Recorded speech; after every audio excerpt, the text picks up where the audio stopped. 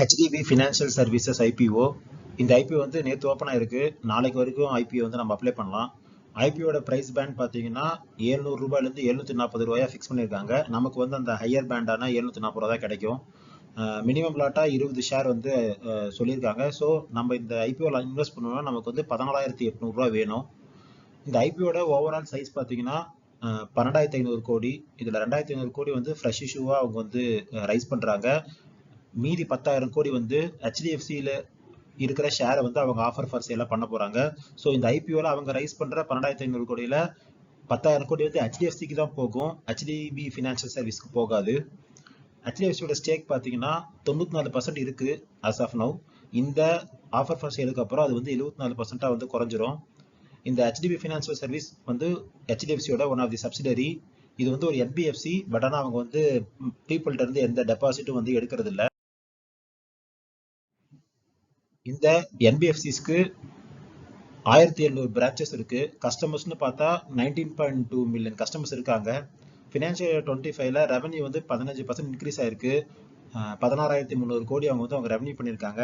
Loan புக்காக பார்த்தீங்கன்னா அவங்க கிட்ட 1.3 லேக் க்ரோர் லோன் புக் வந்து அவங்க கிட்ட இருக்கு. பட் ஆனால் இதில் இஷ்யூ என்னன்னா லாஸ்ட் ஃபினான்ஷியல் இயர்ல அவங்களோட ப்ராஃபிட் வந்து 11.6% வந்து டிக்ரீஸ் ஆயிருக்கு. அதுக்கு முக்கியமான காரணம் அவங்க வந்து ப்ரொவிஷன்ஸ் அதிகமாக கொடுத்துருக்காங்க.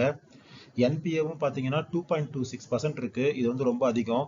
அவங்க வந்து அது அன்செக்யூர்ட் லோன்ஸ் நிறையா கொடுத்தனால அவங்க என்பிஏ வந்து அதிகமாக இருக்கு.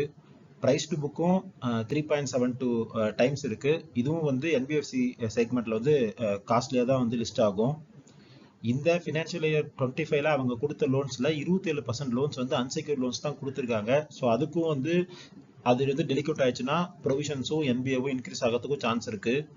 இதெல்லாம் தான் இந்த கம்பெனியில் இருக்க இஷ்யூஸ். அது மட்டும் இல்லாமல் ஆர்பிஐ வந்து ஒரு புதுசாக ஒரு ரூல் ஒன்று போட்டிருக்காங்க. அதை இம்ப்ளிமெண்ட் ஆகல. அது என்னன்னா பேங்க் வந்து ஒரு என்பிஎஃப்சி நடத்தினாங்க அப்படின்னா அதில் வந்து அவங்க வந்து 20% ஸ்டேக் தான் வச்சுக்க முடியும் அப்படின்னு அந்த ரூல் இன்ஃபோர்ஸ் ஆச்சுன்னா இப்போ அவங்க கிட்ட இருக்க 74% ஸ்டேக்கை 54% ஸ்டேக் வந்து அவங்க விற்க வேண்டிய சுச்சுவேஷன் வரும்.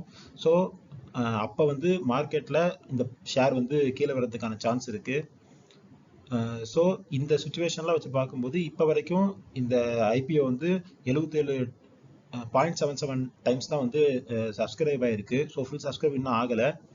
ஸோ நான் வந்து இந்த IPO வந்து இப்போ அப்ளை பண்ண போகிறதில்ல. அதுக்கு முக்கியமான காரணம் நான் சொன்னது தான். ஸோ இந்த ஓவர் வேல்யூடு IPO வந்து நான் அப்ளை பண்ணலாம் வேணாம் அப்படின்னு சொல்லி முடிவு பண்ணியிருக்கேன்.